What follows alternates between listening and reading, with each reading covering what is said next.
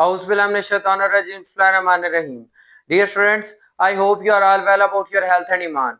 I am Professor Dr. Mirza Mohammad Akmal Nadeem, your computer teacher. Dear students, cyber Infobyte के platform से हम लोग C programming language को discuss कर रहे हैं, जो कि ऐसी हाई लेवल प्रोग्रामिंग लैंग्वेज है जो कि बेसिस है जितनी भी हमारी आज की हाई लेवल प्रोग्रामिंग लैंग्वेज है या फ्यूचर में आएंगी, क्योंकि इसके अंदर जितने भी इसके सिंटैक्सेस हैं, फंक्शंस हैं, या फिर जो भी हम लोग इसके अंदर चीजें यूज कर रहे हैं, वो जितनी भी नेक्स्ट या फिर मौजूदा दौर की हाई लेवल प्रोग्रामिंग लैंग्वेज है तकरीबन उनके अंदर सेम है। यानी इनके अंदर सीख लेने का मतलब है कि उन चीजों को भी सीख लेना। आज का हमारा बेसिकली टॉपिक हम फंक्शंस को डिस्कस कर रहे हैं, जिसके अंदर आज का हमारा लोकल और ग्लोबल वेरिएबल का टॉपिक है।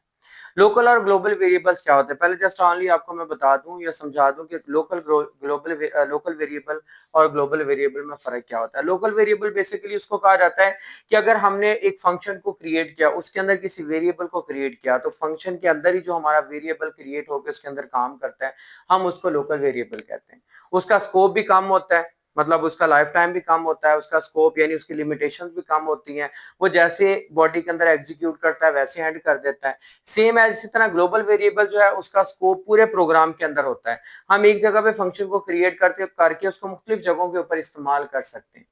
ठीक है, मेजर फंक्शन इसके अंदर ये चीज आ जाती है कि हम लोग जो है वो फंक्शन को डिफाइन या डिक्लेयर करते हैं वो मेन फंक्शन से पहले। ग्लोबल वेरिएबल जो हमारा कहीं पे भी हम उसको इस्तेमाल कर सकते हैं, चाहे वो मेन फंक्शन से पहले डिक्लेयर किया हो या हमने इनिशियलाइज किया हो या मतलब डिफाइन किया हो उसको। ठीक है, तो हम इसकी डेफिनेशन की तरफ चलते हैं। लोकल वेरिएबल क्या होता है? Variable declared inside a function.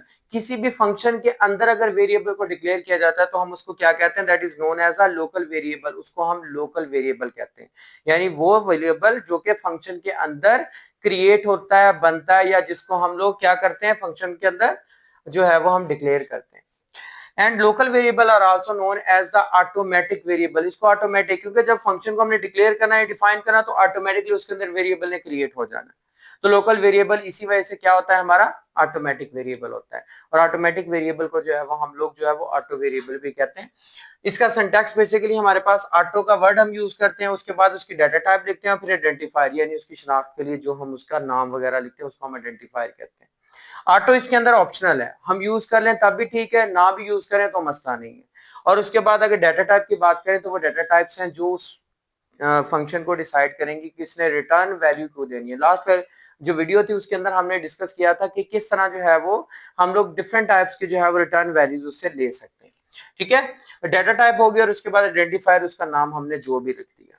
So auto is optional, data type लाजमी लिखनी है, आइडेंटिफायर का नाम भी हमने लाजमी लिखना है। वो हम चाहे उसका फॉर्मेट स्पेसिफायर जैसे मॉड्यूल डी इंटीजर के लिए यूज करें, मॉड्यूल सी कैरेक्टर के लिए यूज कर लें, एंड सो ऑन।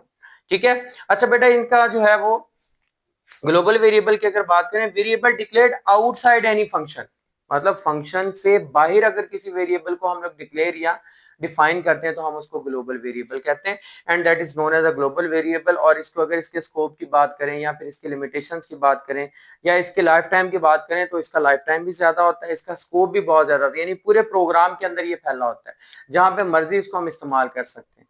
ठीक है, कहीं जहां मर्जी इसको डिक्लेयर कर लें, डिफाइन कर लें और इसको इस्तेमाल कर लें। तो ग्लोबल वेरिएबल ग्लोबली पूरे प्रोग्राम के अंदर होता है, लोकल का स्कोप है सिर्फ फंक्शन के अंदर रहते हुए वो काम करता है। ठीक है, अच्छा बेटा, इसके बाद हम लोग इसका डिफरेंस देखते हैं कि लोकल और ग्लोबल वेरिएबल के अंदर क्या फर्क है, जिसकी वजह से ये जो है वो एक दूसरे से फर्क रखते हैं और काम कर किस तरह जो है वो डिफरेंट करते हैं। इनके स्कोप और लाइफ टाइम की वजह से ही इनके अंदर डिफरेंस बनता है।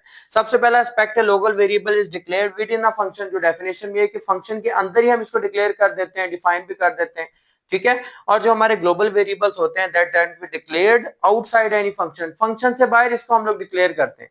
लाइक ये एग्जांपल आपको मैं क्लैरिफाई करवाऊंगा जिसके अंदर मैंने ग्लोबल वेरिएबल को इस्तेमाल करते हुए जो है वो वैल्यू को डिक्लेयर किया है इसके अंदर। तो global variable declare outside a function, inside a function local variable, outside a function global variable. दूसरा डिफरेंस बेटा, it can be used only in the function in which they are declared, जिसमें इनको declare किया जाएगा उसके अंदर हम इसको इस्तेमाल कर सकेंगे, यानी कि फंक्शन को जो भी जिस फंक्शन के अंदर भी इसको लोकल वेरिएबल को डिक्लेयर करेंगे उसी फंक्शन के अंदर जो है वो इसको इस्तेमाल करेंगे।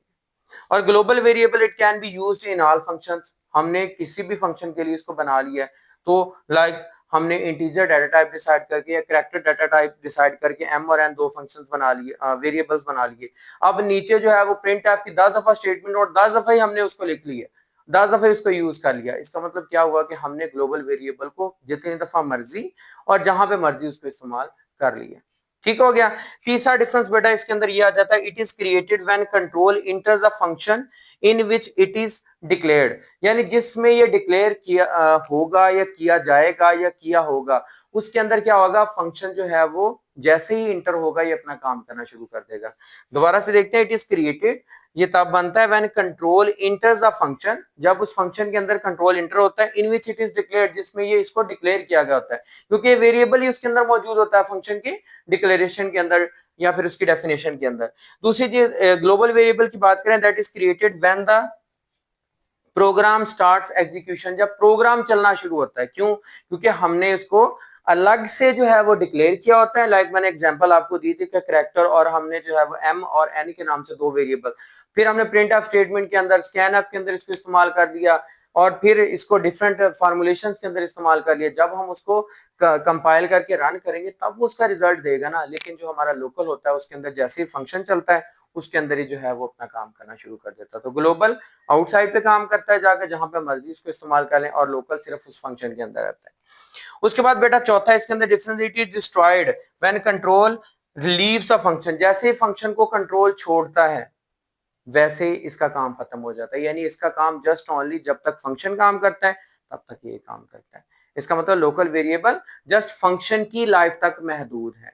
और ग्लोबल वेरिएबल की अगर बात करें, it is destroyed when the program terminates, जब प्रोग्राम बंद होगा, यानी हम उसको कंपाइल करके उसको चलाएंगे, उसके बाद उसका रिजल्ट लेंगे, तब जाके जो है वो हमारा ग्लोबल वेरिएबल जो है वो अपना काम करेगा पहले, यानी उसको जो भी हमने जिस फार्मूले के अंदर इस्तेमाल किया, जिस आउटपुट स्टेटमेंट के अंदर इस्तेमाल किया, इनपुट के अंदर इस्तेमाल किया, जो भी हमने उसके काम किया वो उसका रिजल्ट देगा, तो उसके बाद क्या होगा, वो टर्मिनेट यानी बंद होगा। तो ये जो मेजर डिफरेंसेस लिखने का मतलब ये है कि बेटा डेफिनेशंस में आपको अगर पूछें तो इस तरह आपने 2 नंबर का जो है वो आपने क्वेश्चन लिखना है, और आपसे डिफरेंस पूछेंगे तो आपने एनी 2 डिफरेंसेस भी हो सकते हैं 3। तो ये 4 मेन डिफरेंसेस मैंने लिखे हैं, आपने इनको इसी तरह प्रिपेयर करना है, 2 को बल्कि चारों को कर लेना आपने, कोई एनी 2 एनी 3 आपसे पूछे जा सकते हैं।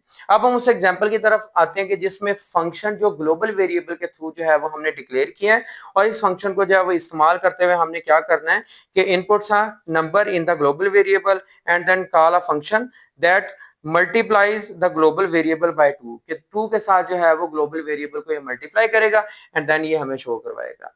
हमने हेडर फाइल इसके अंदर हैश इंक्लूड stdio.h जो है वो ऐड कर ली।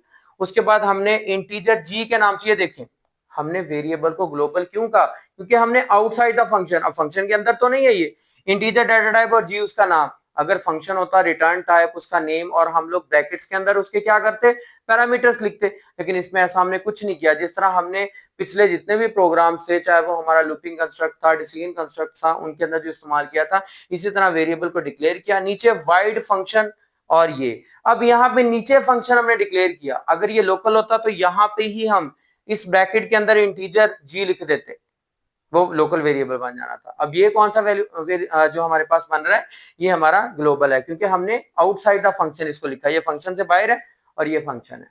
देन उसके बाद हमने मेन फंक्शन वाइड मेन लिखा, and then after that print f enter a number, and then उस नंबर को हमने स्कैन किया जो जी के अंदर सेव होगा, एंड देन प्रिंट किया हमने value of g before the main function, main function से पहले जो जी की वैल्यू है उसको कॉल करे। उसके बाद फंक्शन को हमने कॉल किया fun, और उसके बाद जो है वो हमारी एम्प्टी ब्रैकेट्स यूज हो रही हैं। उसके बाद बेटा हमने print of the value of g after the function call, ये बिफोर द फंक्शन कॉल भी शो करवाए और उसके बाद आफ्टर द फंक्शन कॉल भी शो करवाए। हमने दो वैल्यू भी उसके अंदर इंटर करेंगे, वो फंक्शन कॉल करने से पहले क्या थी, यानी उसके ऊपर जो भी ऑपरेशन होगा, और उसके बाद क्या थी। एंड देन हमने void function no return, void mean that's no return the function, and then g is equal to g multiply by 2, क्योंकि हमारा प्रोग्राम ये था कि जो वैल्यू ऑफ जी हो, यानी ग्लोबल वेरिएबल हम डिक्लेयर करें, हमने जी डिक्लेयर किया था, उसके वो 2 के साथ मल्टीप्लाई होकर हमें रिजल्ट दे दे। ठीक हो गया। अब वो हमसे क्या कहेगा, इंटर अ नंबर, क्योंकि हमने यहाँ पे ये कोटेशन यूज की, लाइक दैट वो हम लोग नंबर यहाँ पे इंटर कर देते हैं जो है वो 20। अब वो क्या करेगा, 20 को 2 से मल्टीप्लाई करेगा, जो आंसर आएगा वो क्या आएगा हमारे पास, वो यहाँ पे यही शो करवाएगा। पहले वो value of function before the function call 20 आ गया, जब इसके ऊपर फंक्शन अप्लाई करेंगे तो क्या करेगा, 22 आर 40 भी शो करवाएगा। पहले उसने वैल्यू ऑफ जी शो करवाई, फिर बिफोर द फंक्शन कॉल और फिर आफ्टर द फंक्शन कॉल, यानी कि उसको 2 से मल्टीप्लाई करने के बाद उसने शो करवा दी। तो इस तरह हमारे पास जो है वो प्रॉपर्ली ग्लोबल वेरिएबल का एस्पेक्ट जो है वो आपको क्लियर मैंने करवा दिया। तो बेटा इसको अच्छी तरह से आपने शॉर्ट क्वेश्चंस के लिए प्रिपेयर करना है, और अगर आपसे एग्जांपल पूछे तो आपने ऐसा छोटा कोई प्रोग्राम लिख देना है। तो उम्मीद करता हूं कि आपको इसकी अच्छी तरह से समझ आ चुकी होगी। फिर भी अगर इसके अंदर कोई मसला, कोई कंफ्यूजन हो तो लाजमी तौर पे कमेंट बॉक्स में आपने मुझे बताना है। अगर वीडियो पसंद आई तो उसको लाजमी तौर पे लाइक करना है और चैनल को सब्सक्राइब करें, और अपने दोस्तों के साथ भी इस वीडियो और चैनल को शेयर करें, क्योंकि इल्म फैलाना सदका जारी है। जितना ज्यादा इल्म आप फैलाते हो, अल्लाह ताला आपके भी इल्म में उतना ज्यादा इजाफा फरमाता है। फीडबैक लाजमी दिया करें, इससे मजीद ग्रूमिंग मिलती है, इन चीजों को हम मजीद बेहतर बना सकते हैं। ठीक है, अपनी दुआओं में याद रखिएगा, अपना बहुत ज्यादा ख्याल रखिएगा। इंशाल्लाह मिलते हैं नेक्स्ट वीडियो के अंदर। जज़ाकल्लाह।